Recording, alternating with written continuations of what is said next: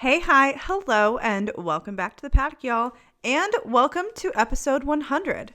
That's right, everybody, this is episode 100 of PGP, and we are recapping all things Saudi GP. On the episode, we have myself, Amy, Ito, Rachel, and Chelsea and Leanne are joining us behind the scenes. Now, I'm going to kick us off with some updates.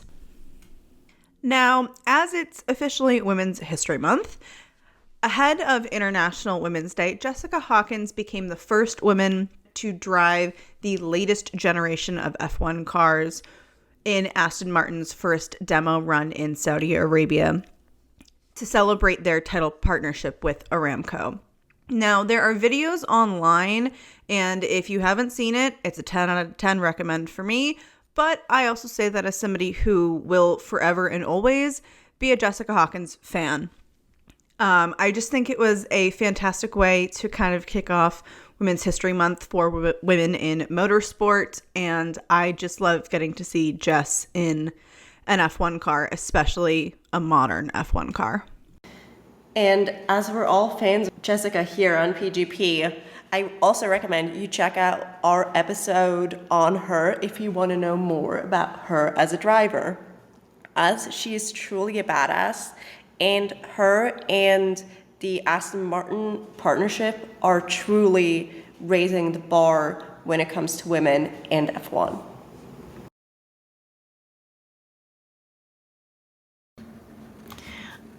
Another update we've got is the proposed new Saudi track that is basically just Mario Kart in real life. I don't think that there's any OSHA inspector worth their salt that would approve that track. It's supposed to be, I think, like 108 meters high. It's like, I did the conversion, 355-ish feet and like 20-ish stories, I guess. I'm good. I'm out. I don't think there's enough safety precautions that could be taken to make that worthwhile. I think it's supposed to be like 2028. Even with all that time, no, there's no way. I'm really just trying to figure out what alternate reality they think this is going to work in, because make it make sense. Like, the minute I saw it and I saw all of the angles in the renderings, all I could think about was the TikTok sound of "in a world of OSHA violations," because you're just going to be in a world of OSHA violations. It's just going to happen. Now, if people listen to Screaming Meals or follow any of the Screaming Meals boys, you probably saw James Blair make a post of just saying, "Send me the bill now," because for all of the drivers' insurance brokers, just send them the bill. Because I can already imagine, like, if we've got a rookie in 2028, some rookie just sending it a little bit too hard, and it's just game over. And I don't mean that as a pun. I literally mean it's just going to be game fucking over, people. I just don't understand how they think this is going to work. Yeah, honestly, they would need some sort of like nets, like the ones you get at the acrobatic parks, like when like normal people can like try like acrobatics and stuff. They would need those because those are like bouncy. So if like a car falls off, say, they can fall onto the net and then they like bounce back up onto the track or something. But enough about Rainbow Road. I hope that's the right reference. I haven't played Mario Kart in like 15 years. But let's move on to what actually happened at the race, because, oh boy, Carlos's appendix. So, turns out he, on Thursday, practiced both sessions. Carlos participated with 102-degree fever. And he, honestly, looking back at the pictures, he looked very ill. So it came as no surprise that on Friday, with maybe a few hours' notice, I'm guessing, Ollie Bearman, the Ferrari reserve driver and current F2 driver, was called up to take Carlos' spot because Carlos had to have his appendix taken out. Yep. Carlos is very lucky that his appendix did not burst with the amount of G-forces and everything that those drivers feel. He's very lucky. So are all of the other drivers that were on track at that time. But what I want to know is, what domino effect are we going to see from this driver's appendix getting taken out? Because we all know the domino effect from Alex Albon's getting his appendix removed. What are we going to see this time? Is it going to be even more insane? I have a feeling it is. The domino effects are absolutely going to be chaos. I mean, the kid got literally 2 hours notice before he had to get in an F1 car. And for a fun fact, because everybody who listens to us knows that we love fun facts, Ollie is Ferrari's youngest driver ever. And if you do not keep tabs on this kid in F2, I really recommend that you do, because he's super talented. I am always going to be an Ollie Bearman fan. So if you want to keep tabs on F2, I highly recommend adding him as your one to watch. And he's also the third youngest ever F1 driver. Only Lance and Max have him beat. And honestly, I was surprised when they called him up, because Ferrari is usually known to value experience over youth. But I'm going to call it the Vasseur effect, to be honest, because I think that with his experience in GP2/F2 as a team principal before stepping into F1, he truly is someone that knows the benefits and the value of youth.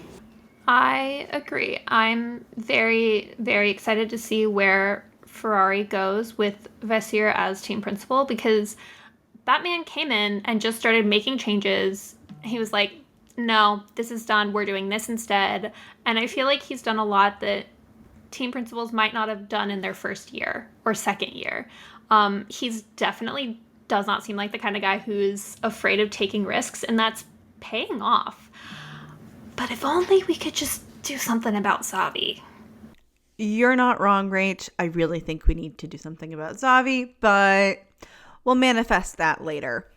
For qualifying, quali was relatively interesting because in FP3, we had Zhou Guanyu put his car in the wall, like absolutely just destroyed the entire car, I'm pretty sure. And the team had to pull off an absolute miracle to just get him a car for quali.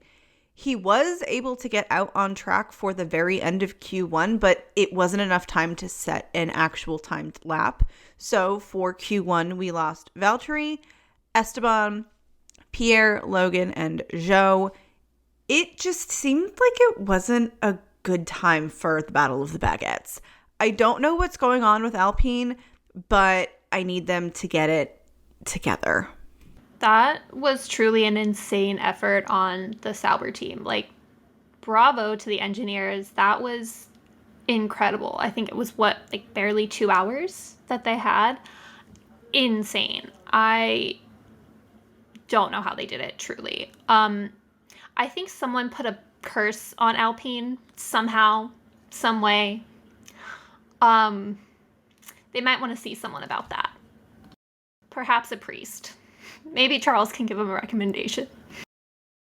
No comment?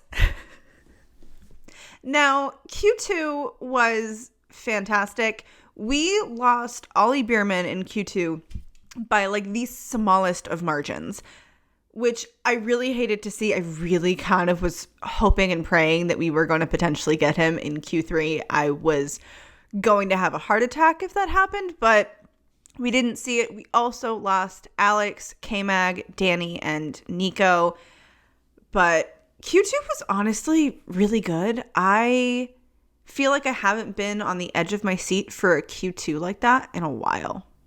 Yeah, I think Q2 was probably the best one. I feel like Q1 I'm not usually paying that much attention to, just because it's usually the same people. And I feel like it's not as intense.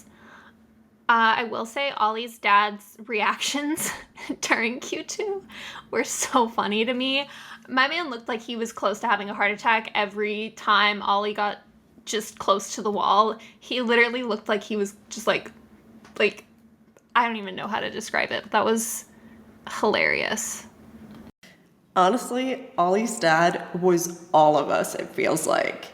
I mean, on that note, anyone else take so many pictures of qualifying whenever Ollie was on the screen and like of the timing sheets, like when Ollie was going up and down?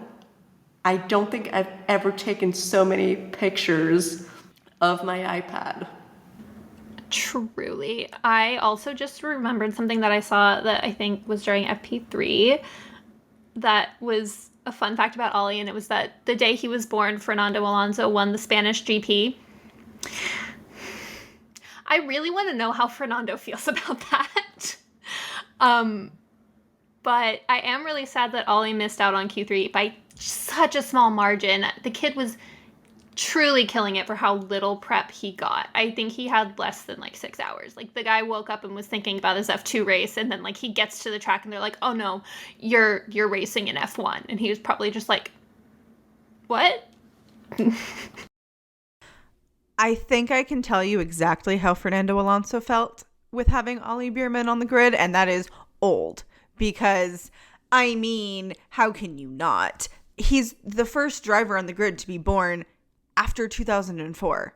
Like, it's just, it hurts. It hurts, y'all. If you were to see people on the grid who were born in the 2000s, just, that one really gets to me sometimes. I can't help it. It makes me feel quite old.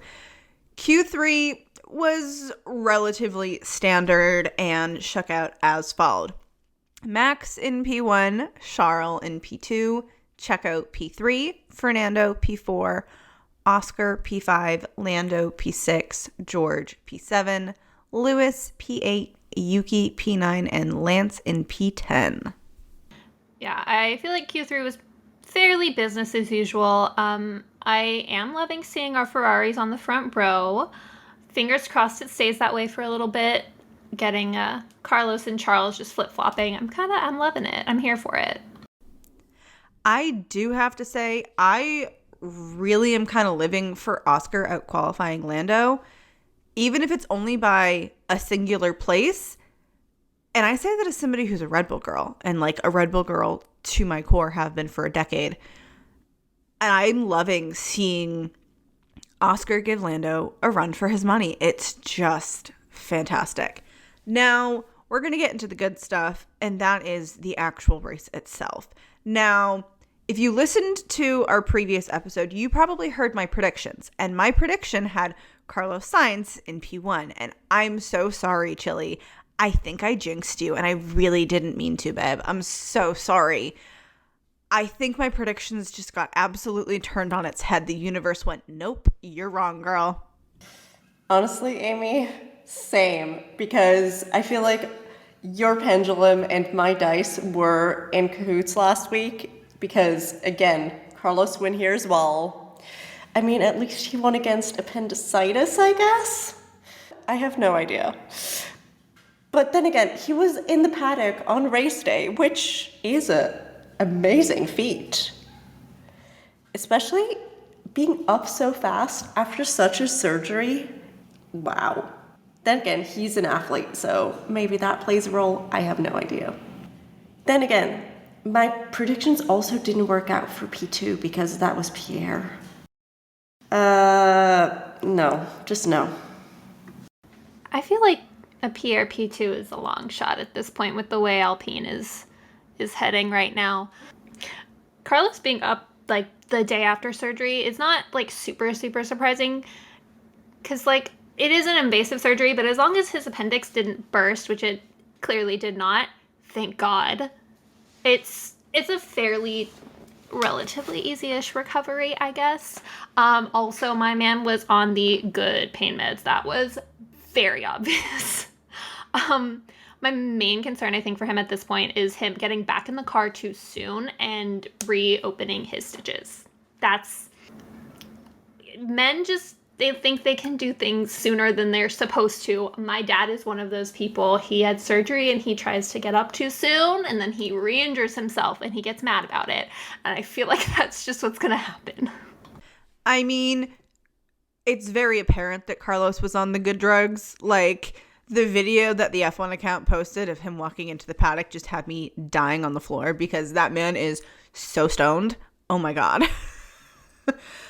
But I will say the likelihood of him like ripping his stitches is probably relatively slim because there's that break between now and when he's back in the car for the Australian GP. So hopefully this little break he'll be good to go, but maybe we'll see a Ferrari have to put somebody else in the car. I don't know. We are going to find out, y'all. But Pierre broke my heart with the gearbox issues. He hadn't even gotten to his starting spot on the grid. And then to have to box and retire on lap 1 Alpine. Guys, get it together for the love of the F1 gods. But also, like, who cursed Pierre's car? Who cursed Pierre? Because this year so far has just not been it for him. And I'm a little confused. Honestly, same. Because with this performance, or lack thereof, he's now 21st in a 20-person championship. Honestly, with that performance, or lack thereof, he's now 21st in a 20-person championship. Then again, with seemingly everyone leaving Alpine, he probably just didn't want to be his own mechanic during the pit stop and called it quits after lap 1. Now, when I tell you guys that I was shouting at my television for Ollie, I was shouting. My neighbors must have hated me because I was loud and it was the middle of the day here on the East Coast. Oh, they must have hated me, but I was just so hyped for that kid. He just looked fantastic from the start. It was so good.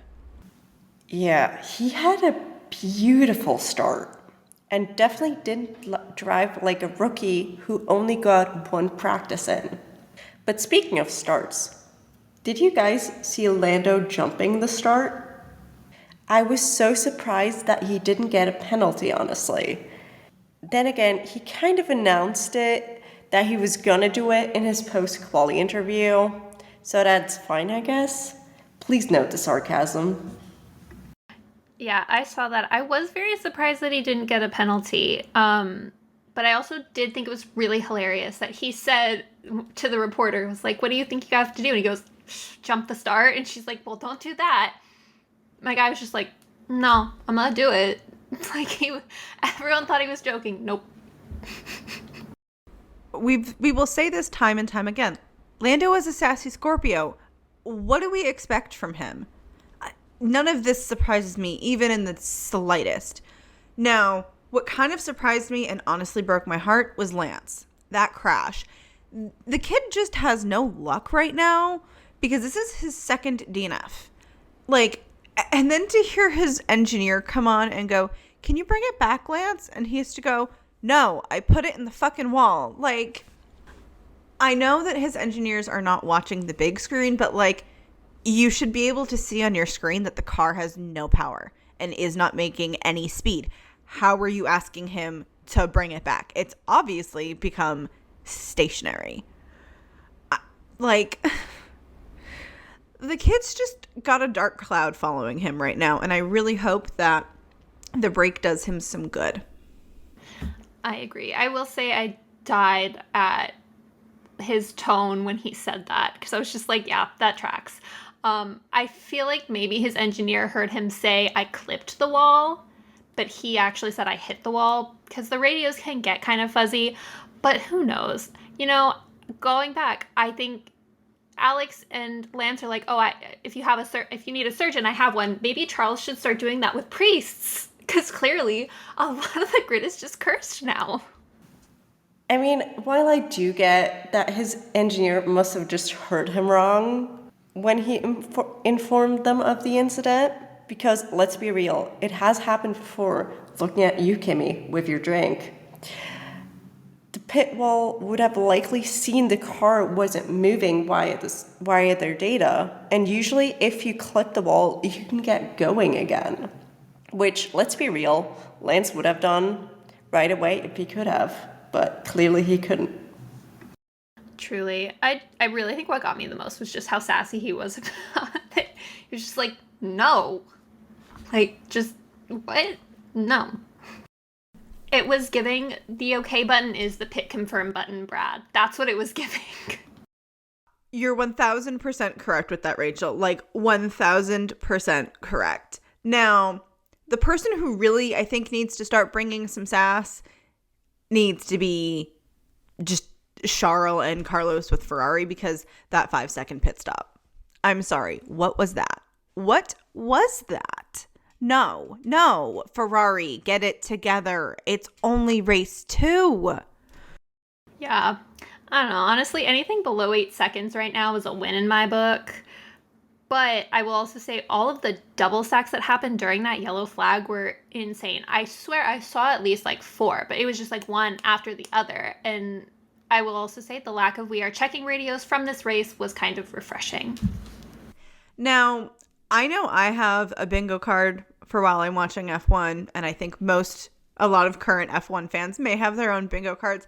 I did not have Lando Norris leading this race on my bingo card at any point of this race. Like, to be honest, I really didn't have this one on there at all for this race weekend, but apparently the universe wanted to give us something interesting for a smidge.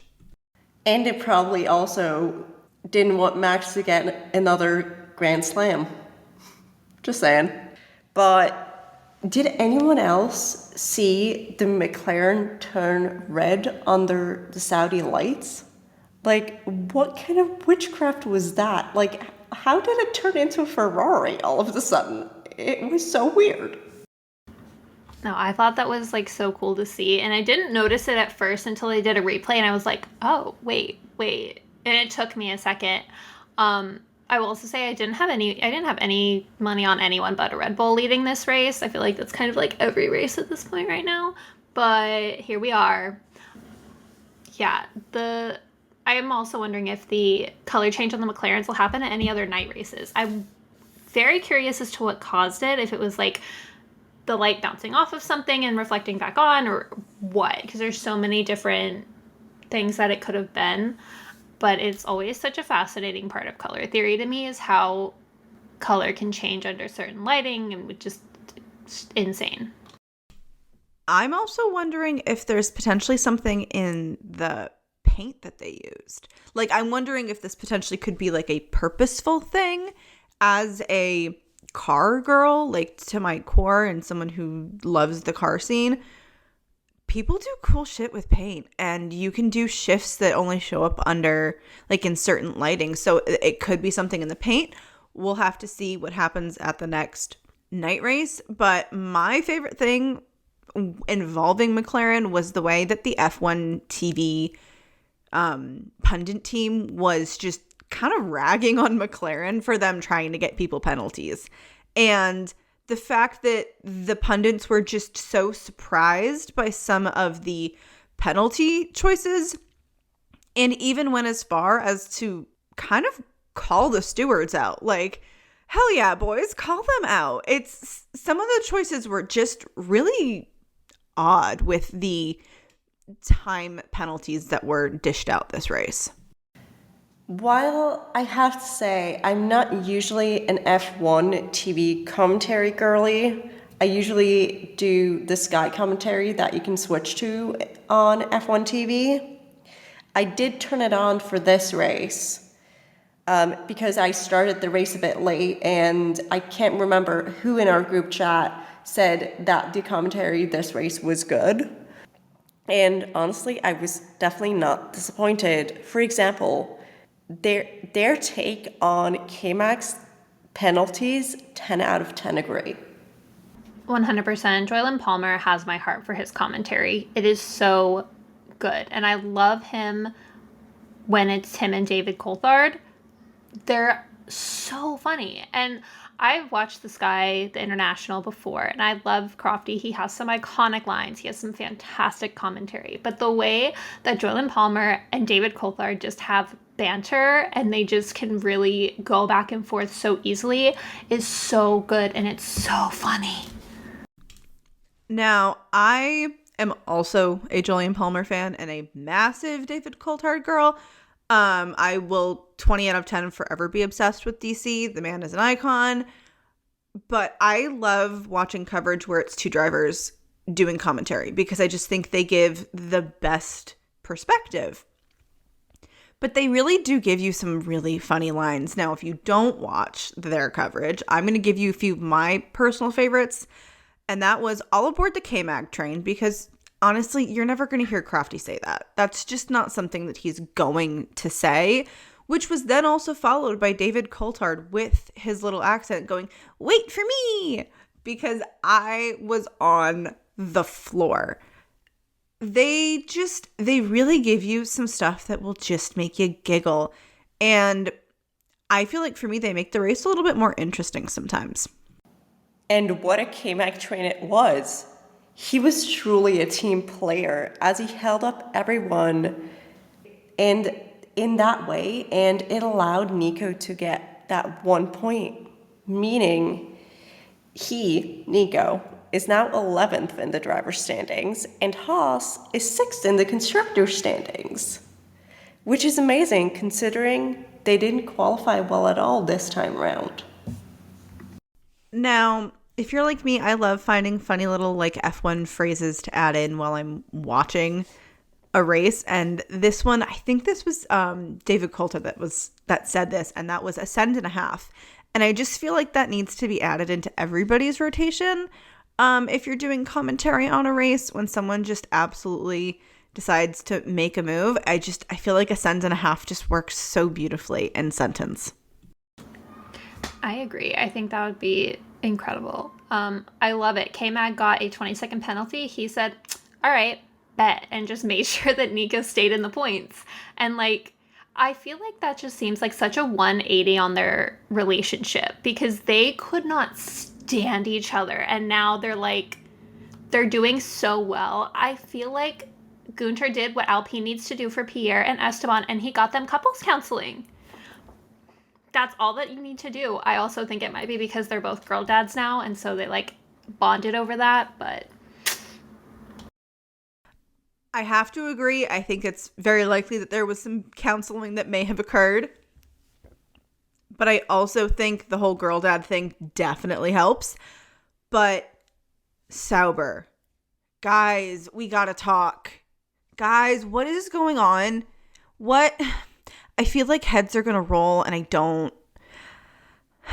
I'm just waiting. It's kind of a matter of time at this point because they had the same pit stop issue that they had the first race. Again, it's just a different driver. I really feel like either they need to run pit stop drills more frequently or something because it just feels like they're unprepared. I don't know what's going on, but I really think that heads are about to roll. Oh, I definitely agree. And I read earlier in the week that actually Audi is slowly but surely taking over more and more like leadership roles. So I hope that will help. But I also think that it might be the Fred leaving effect, because this is the first car that he has not been involved in whatsoever. And I remember they struggled too before Fred got there. Like, they didn't have a truly properly built wind tunnel before he got there and everything. So maybe that's got something to do with it. Who knows? But something definitely has to change. yeah, I feel like Fred Vasseur has some kind of superpower when it comes to F1. I mean, the man knows how to get shit done, and he will stop at nothing. He's killing it. I feel like Fred has this weird innate ability to just like get everybody behind his vision. I think that's the superpower, is that he's able to just like unite everybody amongst this idea, and just it just works.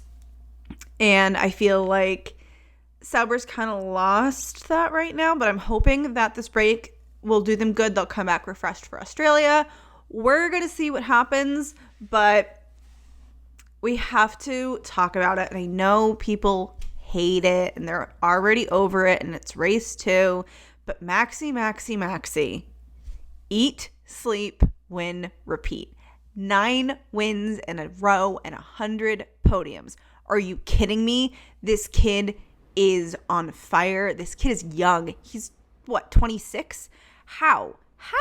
Make it make sense. Obviously, some of that is the car and Adrian Newey's genius, but Max seems to be the only one who can get the true potential out of the car, because if you compare him to Checo, it's like they're still driving different cars. It almost feels like Max is in the 2024 RB and Checo's just getting to grips with the 2023 RB, and like the difference is astonishing.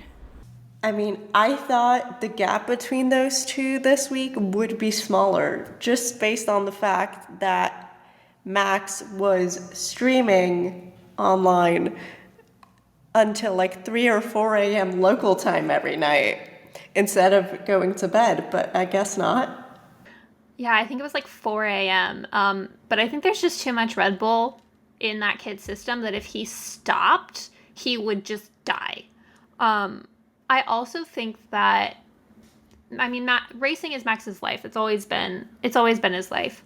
And I have a feeling that because he's so interested in it and it is his life, he works really hard to understand all of the different aspects of the car and of racing. So I feel like he's probably had a lot of conversations with Adrian Newey. I feel like that kid has read his book and he knows and he understands it really, really well. And that contributes a lot to him being able to get the most out of the car as well. But also I think he's just like a prodigy. And he is 4 months younger than me, 5 months younger than me, so we're just not going to talk about that. See, no, Rach, you say he has Adrian Newey's book. I bet you that book is annotated with sticky notes. He doesn't just have that book. He has read that book cover to cover more than once. It is highlighted. There's notes in the margins. Like, he has read that thing in detail. I will put money on it. Now, we do need to take a few seconds, not even a few seconds. This is going to be a little bit, y'all. Sorry. And do a little bit of an Ollie Bearman appreciation moment, because Oliver Bearman and the man that you are, I was just on the floor. The kid crushed it. Talk about a debut, because he's able to say that he kept 7-time world champion Sir Lewis Hamilton behind him and Lando Norris. Like, that kid is about to be a god when he walks into the F2 paddock for the next race. I'm sorry, what? I would not want to be any of the other F2 drivers at the next race. I'm good. I feel like they're all just going to be like, yeah, we're good. Thanks. But the way that both my husband and I were like, no, when Joylyn said maybe a Haas seat for Ollie next year, with so many contracts coming up, he could do so much better. There's like, I think 13 now that are coming up. So many options. Honestly, Rachel, same. Like, get that boy into a Sauber instead. If it has to be a Ferrari customer team, because, I mean, he's a Ferrari Driver Academy driver, so. And I'm usually not a hater, but after what Haas did to Mick, I don't think Haas is a good environment for rookies. I just don't. And that's why I don't want to see any rookies there. You might not usually be a hater, but I am. I agree. I don't think Haas is great for rookies. And I also don't really foresee them taking on any rookie drivers in the next few years, because I feel like their current lineup is reliable for them. They they know them, they can work with them, and I feel like they have so many other internal issues that they need to address and fix before they are prepared to take on a rookie again. Yeah, definitely. And fun fact, because Ollie definitely wasn't behaving like a rookie, and it showed. Because with his 6 points that he got, he's now in 10th.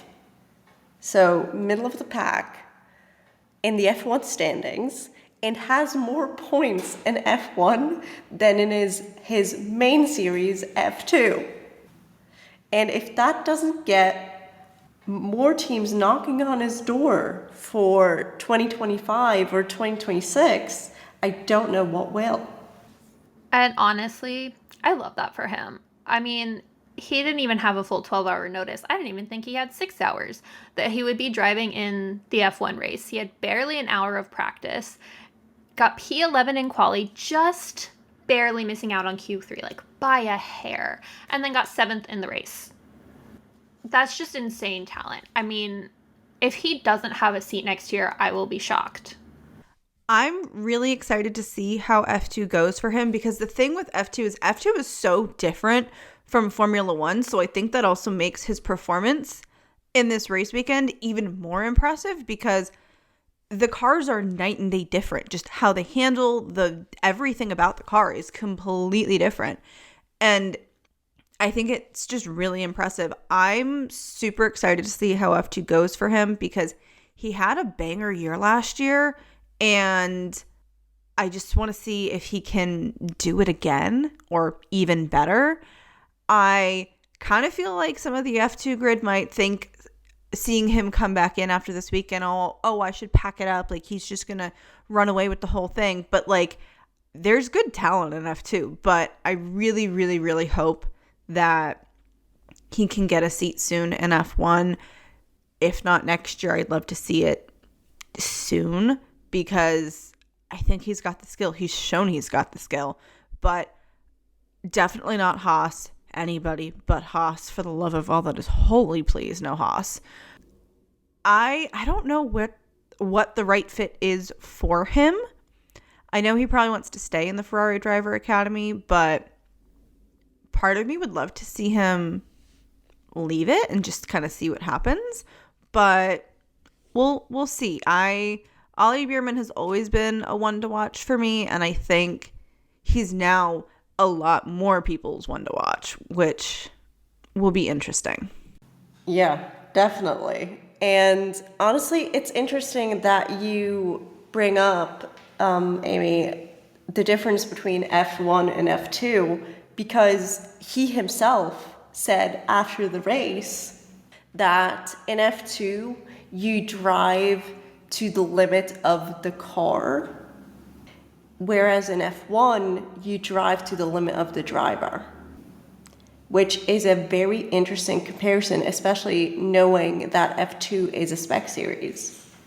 So it kind of boxes you in more, dare I say.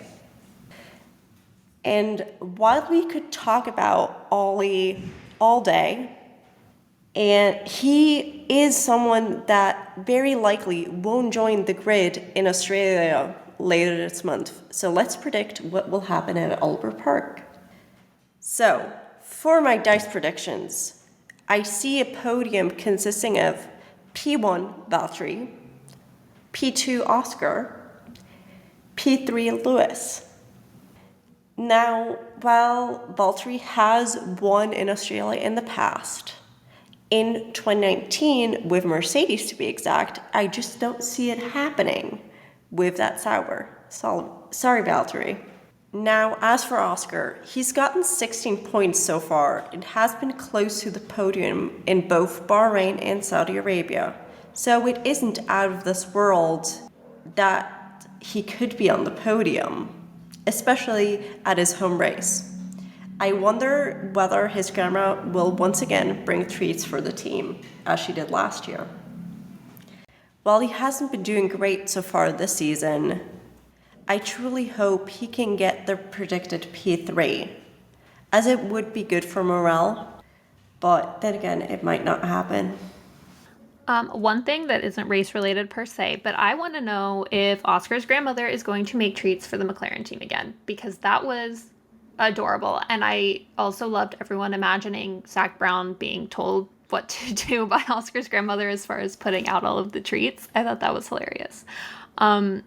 But for my predictions, I'm going to be a little realistic here and say we're probably going to see another Red Bull 1-2, or at least just a max P1. It's just really hard to see any team beating them out this season.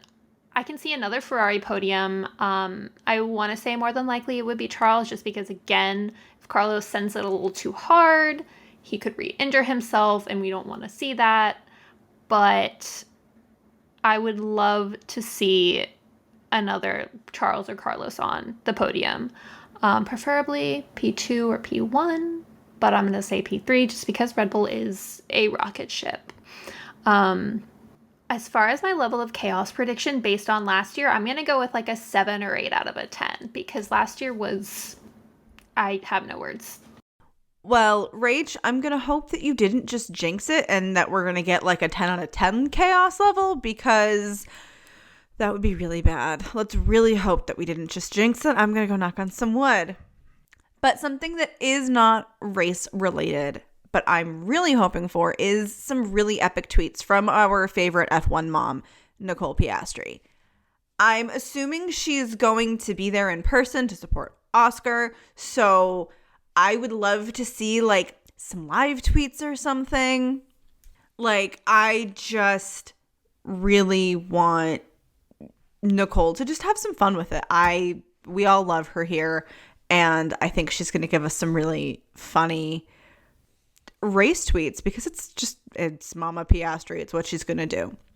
But my pendulum has decided that chaos is the name of the game so far, so we're just going to get right into it. I have P1, Carlos Sainz. I mean, I would love a comeback like that. It would be some seriously iconic behavior, but can Ferrari pull it out? I don't know, but 2 podiums so far this season, things could happen.